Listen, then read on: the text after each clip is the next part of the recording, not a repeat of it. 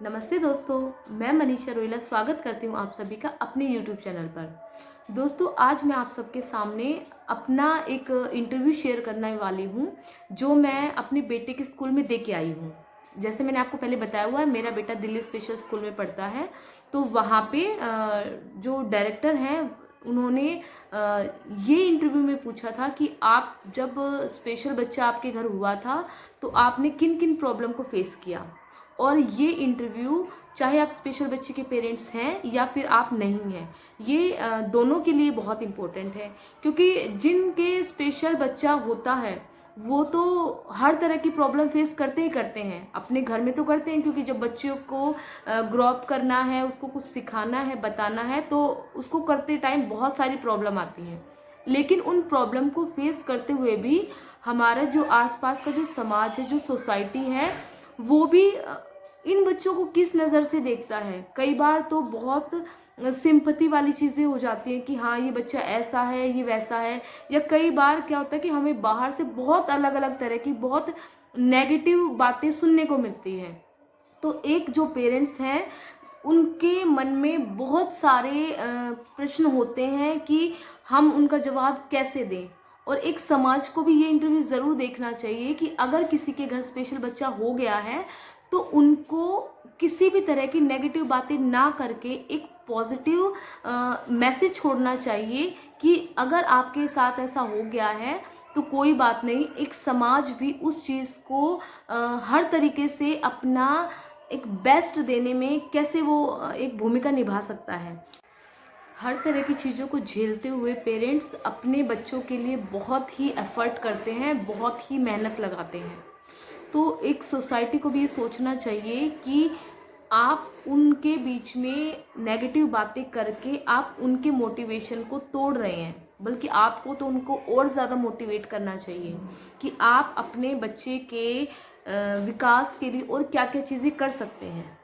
तो आपको इस इंटरव्यू में ये समझ में आ जाएगा कि इन बच्चों को किस किस तरह की चीज़ों की ज़रूरत होती है, और एक सोसाइटी भी कैसे इम्पोर्टेंट रोल प्ले कर सकती है। तो ये इंटरव्यू आप सबके लिए बहुत ज़रूरी है, और प्लीज़ इस वीडियो को लास्ट तक देखना, बीच में स्किप मत करना। और दोस्तों, इस वीडियो के 2 पार्ट होने वाले हैं। आज की वीडियो में जो है, एक स्पेशल एजुकेटर या फिर ये कह लीजिए कि जो दूसरा सोसाइटी हमारी, उनके मन में किस किस तरह के क्वेश्चन उठते हैं कि अगर किसी के घर स्पेशल बच्चा हो गया है, तो किस किस प्रॉब्लम को वो फेस करते हैं। तो आज की वीडियो का स्टार्ट करते हैं, चलिए। मेरा नाम ममता है। मैं यहाँ पे सीनियर स्पेशल एजुकेटर हूँ। आपको किस एज में आइडेंटिफाई हुआ कि मेरा बच्चा स्पेशल है? मैं जब 8 मंथ की मेरी प्रेगनेंसी थी, उस टाइम पे मैंने अल्ट्रासाउंड करवाया था। तो उस अल्ट्रासाउंड में आया था कि जो मेरा बच्चा है वो एबनॉर्मल है, और उसके 150% चांसेस बताए गए थे। ओके।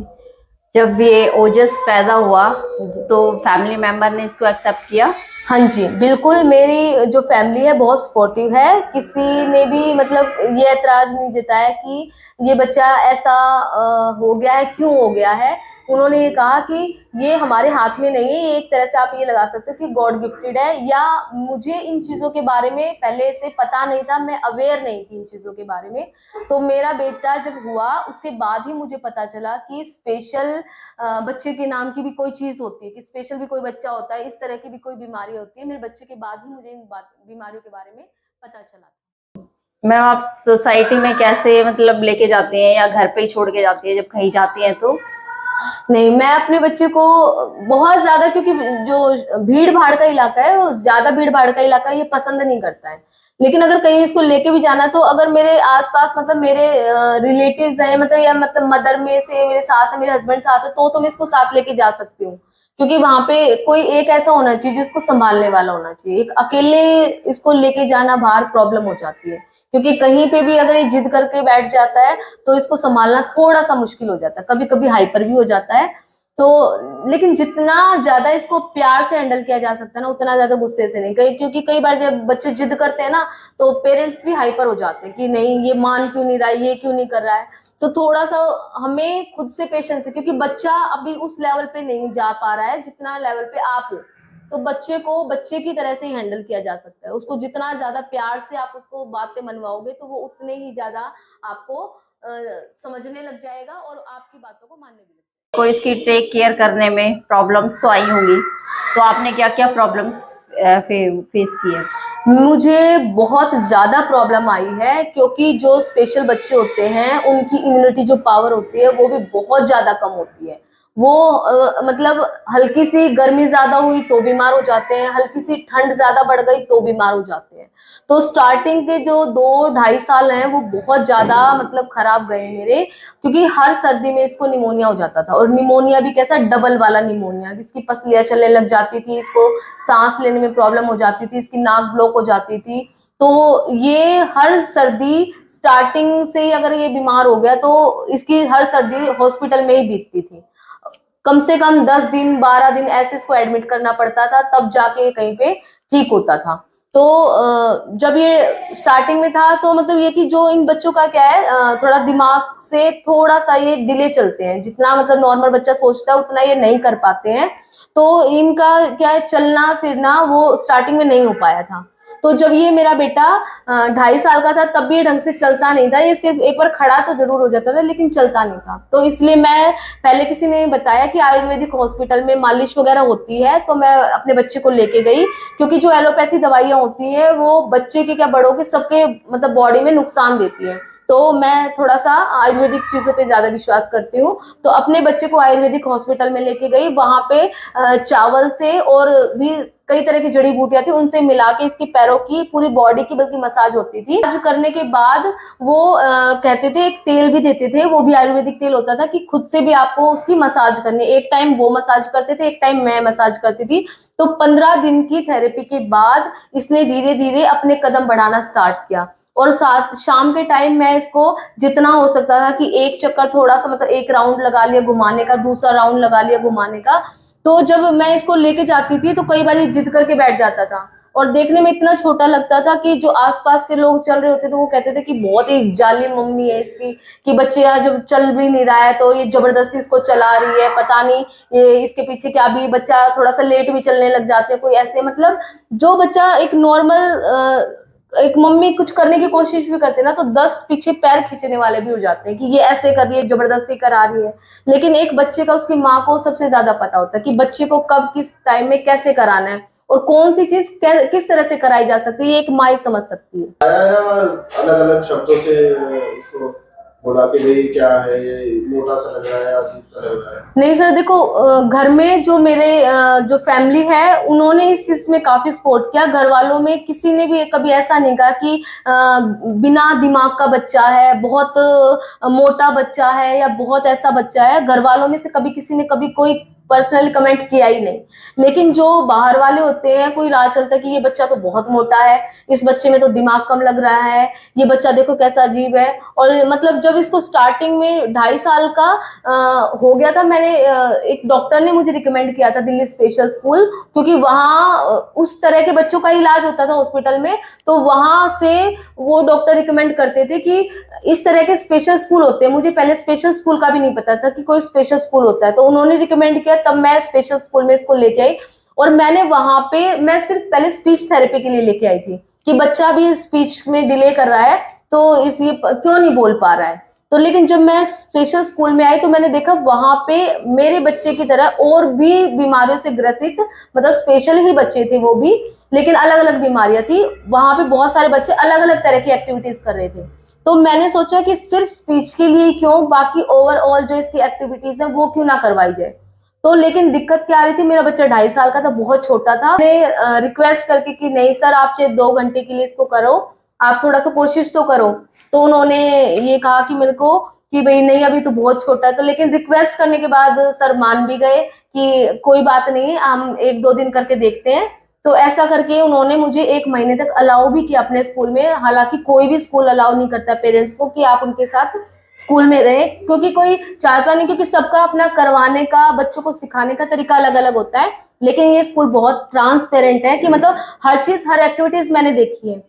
लेकिन जब आप स्टार्टिंग में बच्चे को कोई भी एक्टिविटीज कराता हो, एक नॉर्मल बच्चा भी उस एक्टिविटी को करते हुए रोता है, क्योंकि स्टार्टिंग में सब बच्चे अपने घर में पैम्पर होके रहते हैं और स्कूल में जाके जब उनसे काम करवाया जाता है तो वो काम करने में वो करते हैं। तो ये बच्चा तो फिर और मतलब गॉड गिफ्टेड स्पेशल, इन बच्चों से काम कराना भी बहुत ही मैं यहाँ पे आना स्टार्ट किया तो मेरा बच्चा भी स्टार्टिंग के 1 वीक तो रोता था, कोई भी एक्टिविटीज कराओ तो रोना स्टार्ट कर देता था। तो एक पेरेंट्स के नाते, एक मतलब एक मदर होने के नाते, कोई भी मम्मी मतलब अपने बच्चे को रोता हुआ नहीं देख सकती थी। लेकिन अगर कोई चीज आपको सिखानी है बच्चे को, तो बच्चा जब ये पता है कि उसके भले के लिए, तो आप वो रोना भी शायद एक्सेप्ट करेंगे।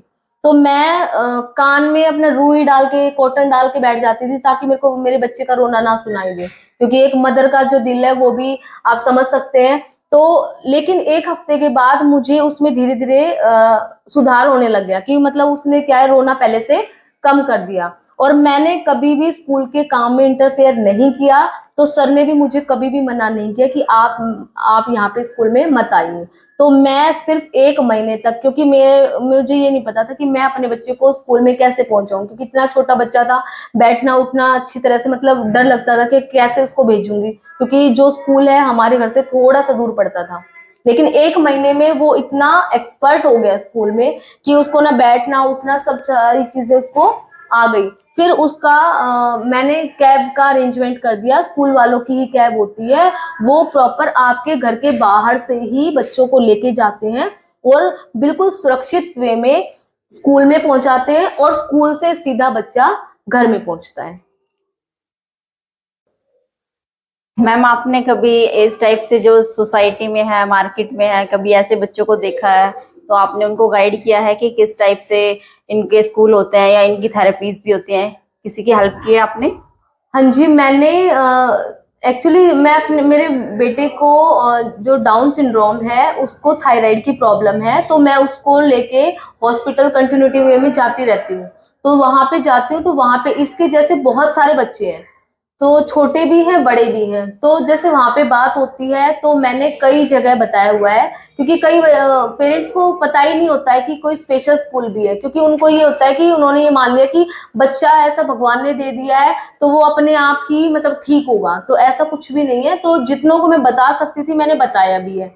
और कई बार ऐसा भी हुआ है कि बल्कि एक बार मेरे साथ एक मार्केट में हुआ है कि एक बच्चा था डाउन सिंड्रोम का ही, उसके फादर और उसकी सिस्टर मेरे को मार्केट में मिले और मैं अपने बेटे को लेके जा रही थी थायराइड के टेस्ट के लिए। तो उन्होंने मेरे बेटे को देखा तो वो सीधा मेरे पास आए, उन्होंने पूछा मुझसे कि आपका बेटा डाउन सिंड्रोम है? तो मैंने उनको बताया कि हाँ। तो उन्होंने कहा कि हमारा बच्चा भी एक डाउन सिंड्रोम है, लेकिन उनका जो बच्चा था वो अभी 22 ईयर्स का है, तो जो उनकी सिस्टर है वो 26 ईयर्स की है। तो मैंने बल्कि उनसे ही पूछा कि आपका बच्चा 22 साल का है तो अभी वो क्या करता है? तो उन्होंने ये कहा कि हमारा बच्चा सारी एक्टिविटीज कर लेता है। और मैंने जब पूछा कि वो कैसे कर लेता है तो उन्होंने भी सेम यही मुझे बताया कि जब हमारा बच्चा हुआ था तो हमें पता नहीं था क्या स्पेशल बच्चा होता है, तो उनको भी किसी दूसरे के थ्रू पता चला था कि इस तरह के बच्चे होते हैं और इनका स्पेशल स्कूल होता है। तो उनका जो बच्चा था वो 7 साल में चलना सीखा था। तो जो 7 साल में चलना सीखा था उन्होंने क्या किया, उन्होंने भी अपने बच्चे को किसी दूसरे स्पेशल स्कूल में डाला, वो पता नहीं कहाँ है मुझे, लेकिन उन्होंने ये कहा कि उनका जो बच्चा है अभी जो कोरोना टाइम आया तब तक वो बच्चा स्कूल गया है कंटिन्यूटी में। तो स्कूल गया है तो उस स्कूल के जरिए उसने बोलना सीखा है, उसने चलना सीखा है, और वो अभी भी मतलब बहुत अच्छे से बात कर लेता है, अपनी चीजें समझा भी लेता है। और आज वो बच्चा मैंने उनकी मदर से भी बात की थी तो उन्होंने ये कहा कि हमारा जो बच्चा है अगर हम घर में नहीं है तो पीछे से अगर कोई पार्सल आता है तो पार्सल को रिसीव कर लेता है। जब आपको पता चला कि आपका बच्चा स्पेशल है तो आपने जैसे नेट वेट से कुछ सर्च करके बच्चे के बारे में जाना, तो आपकी फैमिली में या आप में कोई मतलब इस टाइप से तो नहीं हुआ कि डिप्रेशन में चला गया हो कोई या मेंटल इलनेस का शिकार हो गया होगा? इस टाइप से था कुछ? हाँ जी मैम, एक्चुअली जब मुझे पता चला था कि बच्चा डाउन सिंड्रोम है तो सबसे पहले वही चीज है दिमाग में, क्वेश्चन यही घूमता है कि डाउन सिंड्रोम क्या है। मुझे सच्ची में बिल्कुल नहीं पता था, और मैं एक टीचर हूँ तो ऑब्वियसली बात है जिस चीज का नहीं पता है और जो चीज मेरे साथ हो रही है तो उसको मैं कहीं ना कहीं से तो सर्च करूंगी। तो जब आसपास के लोग भी ऐसे थे जिनको खुद को ही नहीं पता था तो सारा जो सॉल्यूशन निकलता है वो गूगल पे ही हम ढूंढते हैं कि उसके बारे में पता करते हैं क्या वो चीज है। तो मैंने बहुत सर्च किया था कि क्या चीज है, ये डाउन सिंड्रोम क्या होता है, उसमें क्या क्या प्रॉब्लम बच्चे में आती है, क्या चीज हो सकती है। तो और किसी का तो शायद घर में फर्क जरूर पड़ा था, सब ही टेंस्ड हो गए थे, टेंशन में आ गए थे कि क्या चीज हो रही है, क्योंकि घर वालों ने देखो आज के उसके हिसाब से मैं एक टीचर हूँ, एजुकेटेड हूँ, लेकिन फिर भी मैं बहुत ज्यादा डिप्रेशन में आ गई थी। तो घर के जो बड़े मेंबर है उनको तो इन चीजों के बारे में कुछ पता ही नहीं था, तो वो तो ऑब्वियसली बात है, उनको तो और भी ज्यादा टेंशन होने बनती थी कि क्या चीज हो रहा है पता नहीं। उनके लिए तो कुछ अलग ही मतलब माहौल था कि क्या हो रहा है और कैसे हो रहा है। तो मैंने बहुत सर्च करा था इस बारे में कि ये चीज क्या होती है, कैसे होती है, और जब ढूंढा, देखा, समझ में आया उसके बारे में, तो ऑब्वियसली बात है मुझे टेंशन बहुत ज्यादा हुई, क्योंकि एज ए मदर, चाहे लड़का हो चाहे लड़की हो, मदर जो और फादर जो होते हैं लाइफ टाइम तक कभी बच्चों के साथ नहीं रहते हैं, आगे बच्चों को ही अपनी लाइफ गुजारनी होती है। तो दिमाग में ये आज भी टेंशन घूमती है कि इस बच्चे में कहाँ तक और कितना इम्प्रूवमेंट हो पाएगा, कितना ये बच्चा अपने लायक अपना काम कर पाएगा, क्योंकि आज की दुनिया में सब अपने अपने बारे में सोचते हैं, तो सरवाइव करना नॉर्मल पर्सन के लिए बहुत डिफिकल्ट हो जाता है एक। तो ये तो फिर भी स्पेशल बच्चा है, और स्पेशल बच्चे में भी क्या है, स्पेशल में भी क्या, ये जो बच्चे होते हैं बहुत भोले होते हैं, आप जैसे इनको ट्रीट करोगे ना ये वैसे ही करेंगे। आप किसी तरह इनको डांट दोगे तो बदले में आपसे लड़ने नहीं आएंगे, ये सिर्फ चुप हो जाएंगे या फिर रो देंगे। तो इनको बहुत प्यार और केयर की जरूरत है, टेंशन लेने की जरूरत नहीं। देखो जो चीज अब हो गई है उसका आगे सॉल्यूशन क्या निकाल सकते हैं, हमें वो सोचना पड़ेगा कि हम उसमें इम्प्रूवमेंट कैसे करें। आपने अपने बच्चे के स्कूल में, नॉर्मल स्कूल में ट्राई किया है या नहीं किया? आपको कुछ डाउट था इसलिए आपने नॉर्मल स्कूल में ट्राई नहीं किया? देखिए मैम, मैं नॉर्मल स्कूल में तो खैर मैं गई नहीं, नॉर्मल स्कूल में कैसे जा सकती हूँ। एक तो सबसे पहली चीज, बच्चे को जब खाना पीना ही नहीं आ रहा है, चलना बैठना उठना ही नहीं आ रहा है, नॉर्मल एक्टिविटीज नहीं आ रही है, जब आप कोई बात कह रहे हो उस बात पे उसको रिस्पॉन्स करना नहीं आ रहा है। देखो बच्चे बहुत ऐसे होते हैं जो बोलते नहीं है, सुनते नहीं, लेकिन फिर भी नॉर्मल स्कूल में जा सकते हैं। लेकिन सबसे बड़ी चीज होती है समझ की। अगर आप बच्चे को इशारे से भी करके ही कह रहे हो कि बच्चे इधर आ जाओ या बच्चे इधर बैठ जाओ, लेकिन बच्चा उस चीज पे रिएक्ट कर ही नहीं रहा है और वो जो आप कह रहे हो वो समझ ही नहीं पा रहा है, इट मीन सबसे पहले उसको क्या है, उसको बेसिक नीड है कि उसको सबसे पहले बैठना सीखना है, उसको उठना सीखना है, उसको खाना पीना सीखना है। तो वो सारी चीजें एक नॉर्मल स्कूल में नहीं होती हैं, वो सारी चीजें एक स्पेशल ही स्कूल में होती है कि उनको कैसे खिलाया जाएगा, कैसे उनको चलना बैठना सिखाया जाएगा, कैसे उनको सोशल होना सिखाया जाएगा, वो सिर्फ एक स्पेशल स्कूल में हो सकता है, नॉर्मल में। आपने नॉर्मल और स्पेशल बच्चे को इक्वल टाइम देती हैं या ज्यादा नॉर्मल को या ज्यादा स्पेशल को देती हैं? देखिए मैम, मैं भी एक्चुअली वर्किंग हूँ। आज के टाइम में एक सिर्फ एक पर्सन ही अर्न कर रहा हो तो उससे थोड़ा सा घर चलाना भी पॉसिबल नहीं होता है। तो घर में मेरे सास ससुर भी हैं, तो सुबह के टाइम जब वो स्कूल में जाता है 8 बजे से लेके 2 बजे तक का वो स्कूल में ही रहता है, तो उस टाइम पे मैं भी स्कूल में होती हूँ। तो स्कूल से आने के बाद जो उसका खाना पीना है, अगर मैं होती हूँ तो मैं कराती हूँ, और अगर मैं नहीं होती हूँ तो मेरे सास ससुर कराते हैं। और हमारे घर में ऐसा नहीं है कि ये स्पेशल चाइल्ड है और ये नॉर्मल चाइल्ड है, तो कोई अलग से भेदभाव नहीं किया जाता। जिस बच्चे को जिस टाइम पे जरूरत है उस टाइम पे उस बच्चे के पास कोई ना कोई अवेलेबल रहता है, चाहे वो स्पेशल बच्चा हो चाहे वो नॉर्मल बच्चा हो। और लेकिन क्या है, बस थोड़ा सा स्पेशल बच्चों को ज्यादा टेंशन की जरूरत होती है, तो हर टाइम कोई ना कोई घर का एक मेंबर स्पेशल बच्चे के पास होता ही होता है, चाहे वो मैं रहूं, मेरे हस्बैंड हो या मेरे इन लॉज हो या उनकी बहन भाई कोई भी हो। तो जिसको स्कूल में जो थेरेपीज मिल रही हैं वो जिसके लिए कितने इफेक्टिव है? आपने कुछ ऑब्जर्व किया उसमें चेंजेस ऑब्जर्व थेरेपीज की वजह से ओजस में? जी मैम बिल्कुल। मेरा बेटा जब से स्कूल में आ रहा है ना, जो भी थेरेपी उसको दी जा रही है, स्टार्टिंग में तो इतना मेरे को पता नहीं चला था कि कितना क्या है। देखो कोई भी चीज है, जब बच्चा सीखता है ना तो सीखने के बाद उस चीज को फॉलो करना स्टार्ट करता है। तो जैसे उसको बहुत टाइम हो गया है, अभी कोरोना के बाद से 5-6 महीने से अब वो लगातार स्कूल में आ रहा है, तो उसके हर चीज में इम्प्रूवमेंट देखने को मिल रहा है। जैसे पहले खाता नहीं था तो वो अब उसने अपने आप से खाना स्टार्ट कर दिया, फ्रूट वगैरह अपने आप खा लेता है। पहले वो आई कांटेक्ट नहीं कर पाता था, सबसे बड़ी बात है कि जब वो उससे बोल रहे होते थे तो वो इधर उधर देखता था, लेकिन घर के मेंबर से अब वो आई कांटेक्ट भी करता है। जो भी चीज उसको मतलब बोली जाती है और अटेंटिव तुरंत हो जाता है, जैसे उसको पीछे से आवाज देते हैं तो तुरंत कि हाँ मेरे को बुलाया जा रहा है। तो उसकी समझ में, उसके चलने फिरने में, उसके खाने पीने में, उसके हर चीज में कहीं ना कहीं थोड़ा ना थोड़ा मतलब फर्क मुझे दिखाई देता है, और वो सारा फर्क स्कूल की वजह से। आपको ये वीडियो कैसी लगी ज़रूर कमेंट करके बताना, और अगर आपको मेरी वीडियो अच्छी लगती हैं तो लाइक और शेयर करना ना भूलें, और अभी तक अगर आपने मेरे चैनल को सब्सक्राइब नहीं किया है तो प्लीज़ सब्सक्राइब कर दीजिए। आज की वीडियो में इतना ही, मिलते हैं नेक्स्ट वीडियो में। नमस्ते।